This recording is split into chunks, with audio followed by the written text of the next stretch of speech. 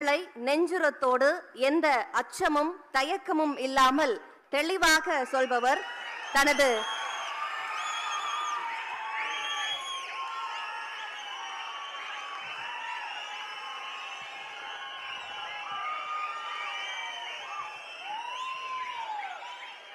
Jai Bhim.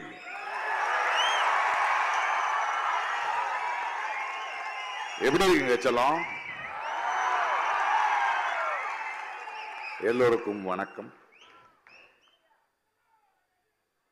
I love you two செல்லம்.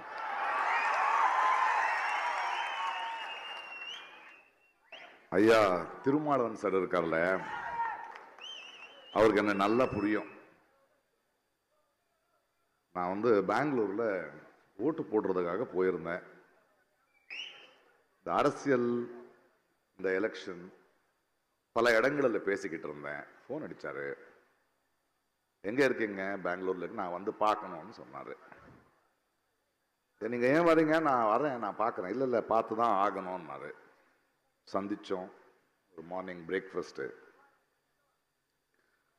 அது இது இது எதை பேசுறாரு. கடைசியில் ஒரு வார்த்தைக்கு வருவாரு, நீங்க எந்த கட்சி மேடையும் உங்களை பார்க்க முடியாது. ஆமா சார், எனக்கு கட்சி மேடெல்லாம் நிற்க முடியாது, நான் எந்த கட்சிக்கும் சார்ந்தவன் இல்லை, எனக்கு பிடிக்காது அது. ஐயா அவருக்கு கேட்ட மாதிரி, ஆனால் உங்களோட ஒரு சின்ன அனுமதி எனக்கு கொடுக்கணும். என்ன அது? இல்லை, ஒரு விருது கொடுக்குறோம், அது எங்க கட்சி மூலமா கொடுக்கணும் அப்படின்னாரு. நான் அவருக்கு சொன்னேன், நான் போராடுற கொள்கைக்காக போராடுற நீங்களோ உங்க கட்சியோ என்னுடைய தோழர்கள், நான் வர்றேன் அப்படின்னு. இன்னைக்கு இங்க முன்னாடி இருக்கேன். இங்க விருது வாங்கிய பல பேர், இல்லையா திருமாவளவன் அவர்கள் போல அவ்வளவு பெரிய நீண்ட கால பயணம் இல்லை எனக்கு அரசியல்ல, கொள்கை போராட்டத்தில். ஆனாலும் நான் ஏன் பேசுகிறேன் அப்படின்னு பலர் கேட்கிறாங்க. அவங்களுக்கு ஒரே ஒரு பதில் சொல்லுவேன் நான். இத பாருங்க, உடம்புக்கு ஒரு காயமானால் நாங்க சும்மா இருந்தாலும் அந்த வலி குறைஞ்சிரும், காணாம போயிடும். ஆனா ஒரு சமுதாயத்துக்கு, ஒரு நாட்டுக்கு காயமானால் நாம் பேசாம இருந்தா அதிகமாகும். நான் ஒரு கலைஞன் தான், ஆனா என்னோட திறமையால நான் கலைஞன் ஆகவில்லை. என்னை விட திறமைசாலிகள் அதிகமா இருக்காங்க. அன்னைக்கு இன்னைக்கு ஒரு மேடையில நான் நிக்கிறேன் அப்படின்னா என்னுடைய திறமை மட்டும் இல்லை, அது மக்களோட அன்பு, மக்களோட நம்பிக்கை. ஆக ஒரு மேடி ஏத்திய மக்களுக்கு, ஒரு சமுதாயத்துக்கு ஒரு பிரச்சனையா இருக்கும்போது, ஒரு கலைஞன் கோழையாயிட்டா ஒரு சமுதாயம் கோழையாயிடும். நான் செஞ்சிட்டு இருக்கிறது பெரிய வேலை இல்லை, அது என்னுடைய கடமை, அது என்னுடைய மனசாட்சி. ஏனென்றால் வாழ்க்கையை ஒரு கலைஞனா எனக்கு புரியுது. அந்த புரிதல் எனக்கு என்னோட திறமையில வந்ததில்லை. லங்கேஷ் போன்ற, மார்க்ஸ் போன்ற, அம்பேத்கர் போன்ற, காந்தி போன்ற, பாரதி போன்ற, இப்படி பலர்களோட சிந்தனையை படித்து அதை உள்வாங்கி அதனாலதான் வந்தது எனக்கு இந்த புரிதல். அந்த புரிதல் இருக்கும்போது கண்ணுக்கு தெரியுது இல்ல என்ன நடக்குதுன்னு. 10 வருஷத்துக்குல இருந்து தான் பேசிக்கிட்டு இருக்கேன். 9 வருஷத்துல இருந்து தான் இந்த மன்னரை நான் எதிர்த்துட்டு இருக்கேன். இப்ப எல்லாம் மன்னர்ன்னு சொல்ல முடியாதுப்பா, மன்னிக்கணும். அவர்தான் தெய்வ குழந்தை ஆயிட்டாரு. அவரை இனிமே நம்ம தேர்ந்தெடுக்க முடியாது. அவர்தான் நாட்டுக்கு, அவரால் ஏதாவது துன்பம் ஏற்பட்டால் அவரை திட்ட முடியாது, மனுஷனாயா நீ என்ன முடியாது. ஏனென்றால் தெய்வம் சோதிக்குதுன்னு தான் நம்ம சொல்லணும். சரி, அவன் எப்படியும் போவான், அதுக்கப்புறம் பேசிக்கலாம். கௌரி லங்கேஷ் இங்க பேசிட்டு இருக்கிற மாதிரி அவருடைய அப்பா லங்கேஷ் ஒருத்தர் இருந்தார். அவர் தான் என்னுடைய ஆசான். அவர் ஒரு பத்திரிகையை நடத்திட்டு இருந்தார். ஒரு மாபெரும் சிந்தனையாளர், எழுத்தாளர். அவர் தான் எங்களை சிதைக்கினார். அவருடைய கோபம் தான் இன்னும் எங்களுக்கு இருக்கு. அதாவது அந்த காலத்திலேயே ஒரு பத்திரிகை ஆரம்பிக்கும் போது, அதை நடத்தும் போது விளம்பரம் வாங்காம பத்திரிகை நடத்துவார். பத்திரிகையை வாங்குற மக்களுக்கு அவர் எழுதுவார், இந்த பாரு இந்த கோல்கேட்டு சோப்பு விற்கிறவங்க கிட்ட எல்லாம் போய் நான் கெஞ்சிட்டு இருக்க முடியாது, ஒரு 2 காசு அதிகம் போட்டு வாங்குங்கப்பா.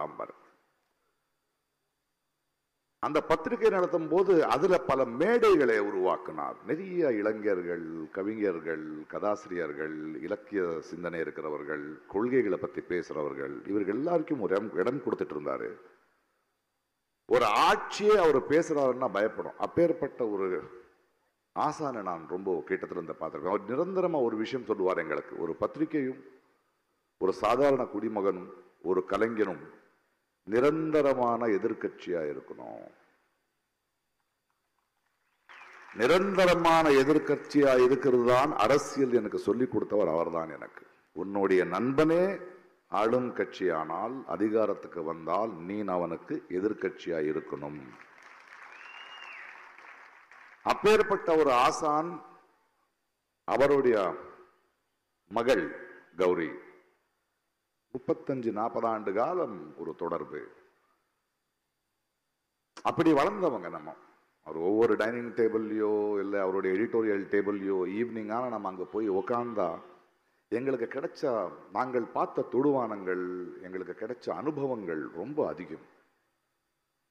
அப்பேற்பட்ட கௌரியை சுட்டு கொல்லும் போது, அதற்கு முன்னாடி தபோல்கர் இருக்கட்டும், பன்சாரே இருக்கட்டும், கல்புரி இருக்கட்டும்னாலும் நான் கர்நாடகத்தில் தான் பேசிக்கிட்டு இருந்தோம். பேசலேன்னு இல்லை, அப்பவும் பேசிக்கிட்டு தான் இருந்தேன். ஆனால் என்னுடைய தோழி, என்னுடைய ஆசானோட மகள் என் வீட்டு வாசல் முன்ன கொல்லப்பட்டால் கௌரி என்ன ஒரு கேள்வி கேட்டாள். அந்த மரணத்துல நீயும் சும்மா இருப்பியா அப்படின்னு. அதனால்தான் அவளை புதைக்கும் போது நான் சொன்னேன், நான் அவளை புதைக்கல, விதைத்தேன். இந்த பாசிசம், இந்த சனாதனத்தோட டெரரிஸ்ட் ஒரு குரலை அடக்கினோன்னு நினைச்சா அதை விட வேகமான ஆழமான குரல் எழுந்திரிக்குங்கிற காரணத்தினாலதான் 8 வருஷமா நான் பேசிக்கிட்டு இருக்கேன். 4ஆம் தேதிக்கு அப்புறம் இந்த தெய்வ மகன் போனதுக்கு பிறகு நான் எனக்கு வேலை இருக்கையெல்லாம் எனக்கு தெரியாது, இருக்கட்டும். ஆனால் இது ரொம்ப முக்கியம். அம்பேத்கர் சுடர் எனக்கு கொடுக்கறீங்க, நான் தலித் கிடையாது, ஆமா. ஆனால் அம்பேத்கர் இந்த கான்ஸ்டிடியூஷனை எழுதாம இருந்திருந்தால் இந்த நாடு எப்படி இருக்கும்னு யோசிக்கும் போது எனக்கு பயமா இருக்கு. ஏனென்றால் அவருடைய சிந்தனையும் அவர் நினைத்த இந்த கான்ஸ்டிடியூஷன் பசியால பிறந்ததில்லை, வழியால பிறந்ததில்லை, அவமானத்துக்கு பிறந்தது. இன்னைக்கு வேர்வை மனம்னு பேசிட்டு இருந்தாரு. ரீசெண்டா இந்த எலெக்ஷன் கேம்பெயின்ல நான் வாடிங்கிற ஒரு ஊருக்கு போயிருந்தேன் கர்நாடகால. அங்க ஒரு ரயில்வே ஸ்டேஷன் இருக்கு. அங்க பல வருடங்களுக்கு முன்னாடி அம்பேத்கர் இறங்கி இருந்தாராம். அதுக்கு பீமஸ்பர்ஷம் சொல்லுவாங்க அந்த இடத்துக்கு. அங்க இறங்கினேன். சில இலக்கியவாதிகள் நம்ம எல்லாம் சேர்ந்து ஒரு மேடை இருந்தது. அந்த மேடைக்கு போகும்போது ஒரு ஓப்பன் ஜீப்ல என்னை நிற்க வச்சுட்டு போயிட்டு இருந்தாங்க. எல்லாரும் உங்களை பார்க்கணும், அவங்களோட பேசணும், ஊர்வலமாக போயிட்டு அந்த மேடைக்கு போகலாம்னு. ஒரு சின்ன ஒரு மார்க்கெட் இருக்கிற, நிறைய ஏழைகள் இருக்கிற, நிறைய கடைகள் இருக்கிற தெருவில் நான் போயிட்டு இருந்தேன். போயிட்டு இருக்கும்போது மக்கள் எல்லாம் அன்போட தொடணும், பேசணும், அவர் கையாவது கொடுங்க அப்படின்னு கேட்டிருந்தாங்க. என் பக்கத்தில் இருக்கிறவர், ஏயோ சார் வேணாம் சார், அவங்க ஏதோ பண்ணிடுவாங்க, வேண்டாம் இரு, என்ன பரவாயில்ல அப்படி. நான் போயிட்டு இருக்கும்போது, தொட்டுட்டு இருக்கும்போது அவன் எவரும் ஒருத்த கறி கடைக்காரன் அவன் வர்றான். அதோட மனம் எனக்கு வருது, வேர்வை எனக்கு வருது. அங்கே ஒரு பூ விற்கிற ஒரு தாய், பிரகாஷ் சார் அப்படின்னு கன்னடத்தில் பேசி கை கொடுக்குறாங்க. அந்த மென்மை எனக்கு தெரியுது, அந்த வேர்வை எனக்கு தெரியுது. யாரோ இரும்பு கடைக்காரன் பார்க்குறான், அதோடைய ரஃப்னஸ் எனக்கு தெரியுது. சின்ன சின்ன குழந்தைங்க ஜம்ப் பண்ணி சொல்லோன்னு கை கொடுக்குறாங்க, அந்த எண்டு தான் தெரியுது. அந்த மனத்துல, அந்த ஸ்பர்சத்துல எனக்கு அம்பேத்கர் தெரிஞ்சார்.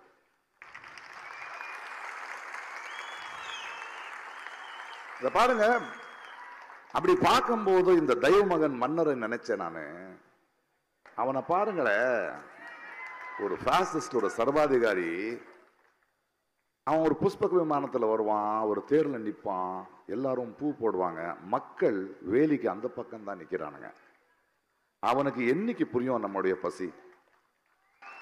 மக்களோட ஸ்பர்சம் தெரியாதவன், அந்த மனம் தெரியாதவன், அந்த வேர்வையை தொடாதவனுக்கு எப்போது புரியுமா அவனுக்கு? அவன் தெய்வ மகன் கிடையாது, டெஸ்ட் டியூப் பேபி. அவனை அப்படி விட்டுறலாம். நான் இவ்வளவுதான் பேசுறது ரொம்ப மகிழ்ச்சியா இருக்கு இந்த விருது நான் இங்க வாங்கும் போது. ஆனா வேலை இதோட நிக்காது. நான் மன்னர் வருவாருங்கிற பயம் எனக்கு இல்லை. அச்சமில்லை, அச்சமில்லை, அச்சமில்லை என்பவன் நான். நம்மளுடைய பயம்தான் அவனோட பலம். அண்ட் ஒரு சர்வாதிகாரி, ஒரு ராட்சசன் இருக்கான்ல, அவன் ஜெயிச்சு யாரும் எனக்கு எதிர்ப்பு இல்லைன்னு சொல்லும் போது அவனுக்குள்ள ஒரு சின்ன மனுஷன் இருப்பான். ஆனா தோக்குறாங்கிற பயம் வந்த உடனே அவன் ராட்சசன் ஆவான். அந்த நிலைமையில தான் அவன் இருக்கான் இன்னைக்கு. ஆக நம்ம அதுக்கு தயாராக வேண்டியதா இருக்கு. நம்ம ரொம்ப ஜெயிச்சுட்டோங்கிறது இல்லை, வெற்றி இல்லை. ஏன்னா இந்த 10 வருடங்கள் காலமா அவன் எங்கெங்க விதைய வெட்டிருக்கான் இல்லையா. இன்னைக்கு ஒரு சுப்ரீம் கோர்ட், ஒரு கோர்ட் ஜட்ஜு நான் ஆர்எஸ்எஸ்ல இருந்து வந்தவன் சொல்றதுக்கு பெருமையா இருக்குன்னு ரிட்டையர்மெண்ட்ல சொல்றான்னா, இது வரைக்கும் அவன் கொடுத்த முடிவுகள் எப்படி இருக்கும்னு நமக்கு புரியாதா? இது ஒரு நிரந்தரமான போராட்டம் இருக்கு. இது இந்த மோதி போடுற ஆளுகள், இவனும் வந்தான், ஹிட்லர்ல இருந்து வந்துகிட்டு இருக்கான். இவங்களுக்கு வாழ்ந்த சரித்திரமே கிடையாது. மனித நேயமோ இயற்கையோ இப்பேற்பட்ட ஆளுங்களை ஜீரணிக்க முடியாது. அவங்க மீண்டும் மீண்டும் அப்பப்போ வருவாங்க, போவாங்க. ஆனா போகும்போது அவங்க விடுற காயங்கள் இருக்கு இல்லையா, அதுல இருந்து மறுபடியும் மீண்டு வர்றதுக்கு டைம் ஆகும். மீண்டும் அவன் வராம இருக்கிறதுக்கு நம்ம முயற்சி எடுக்கணும். அதுக்காக நான் என்ன சொல்றேன், இன்னைக்கு ஒரு அம்பேத்கரை பத்தி பேசுறோம், பெரியாரை பத்தி பேசுறோம். சும்மா பேசினா புரியாது. அம்பேத்கர் ஏழை, ஆமா. தலித், ஆமா. And he was a great thinker. He was the most well-read person. அம்பேத்கரை படிக்கணும். ஏனென்றால் அம்பேத்கர் கான்ஸ்டிடியூஷன் எழுதுனது பிறகு அவரே சொல்றாரு, என்னுடைய எண்ணம் கரெக்டா இருக்கு, இது உண்மையாகுமா இல்லையான்னு எனக்கு தெரியாதுங்கிறார். அதற்கு காரணம் அடுத்த வர தலைமுறை ஒரு மார்க்ஸையோ, ஒரு அம்பேத்கரையோ, ஒரு காந்தியோ படிக்கிறாங்களா இல்லையான்னு தெரியாதுங்கிறது நேரடியாக சொல்றாங்க. அது படிக்காதவங்க தான் உட்கார்ந்துகிட்டு இருக்கோம். தே ஆர் நாட், நம்மளுக்கு அவர்கள் சூப்பர் ஸ்டாருங்க கிடையாது, நாங்க படிக்க வேண்டியது. பிகாஸ் அதுக்கு பின்னாடி அந்த அவமானத்தையும் தாண்டி அவங்க படிச்ச படிப்பு, அவங்க பார்த்த தொடுவானங்கள், அதையும் நம்மளும் பார்க்கணும். அப்போதான் இந்த சனாதனம் இருக்கோ, இந்த பாசிசம் இருக்கோ, அது வேரோட நம்ம எடுக்க முடியும்.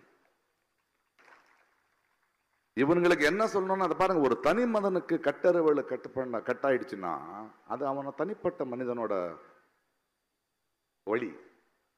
ஆனா ஏகலவ்யனோட கட்டவிரல் எடுத்துட்டு போனா அது சமுதாயத்தின் வழி. மெஜாரிட்டின்னு சொல்றாங்கல்ல, மெஜாரிட்டியோட பொறுப்பே மைனாரிட்டியா பாத்துக்கிறது இல்லையா? இது தொடர்ந்த போராட்டம் ஆயிட்டே போகணும்.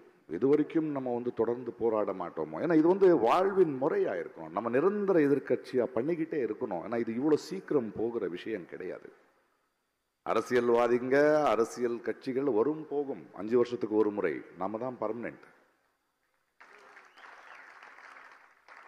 அரசியல்ல எதிர்கட்சி ஜெயிக்காது, ஆளுங்கட்சி தான் தோத்து போவோம்.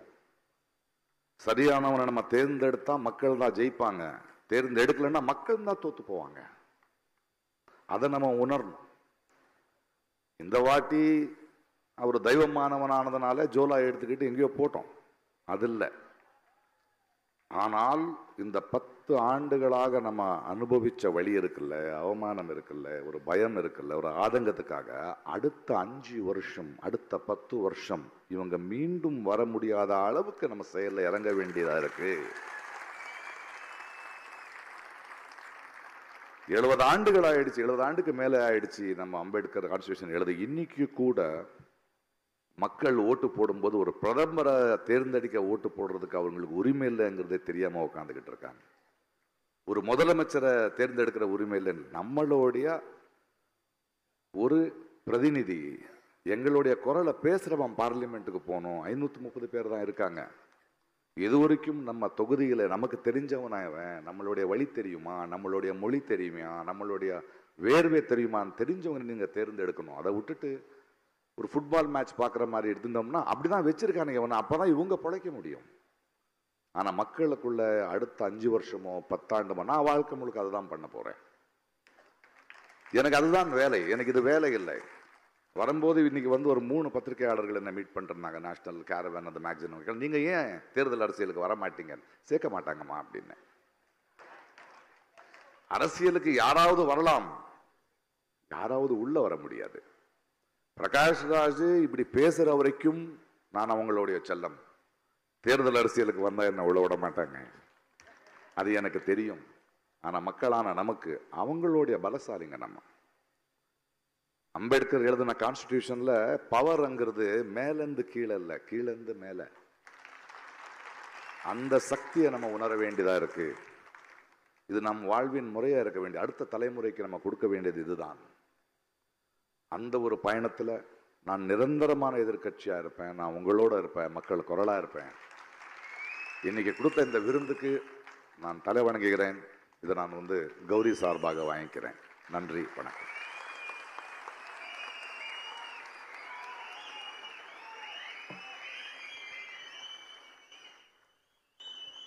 மக்கள் கலைஞர் திரு பிரகாஷ் ராஜ் அவர்களுக்கு நெஞ்சம் நிறைந்த நன்றிகள்.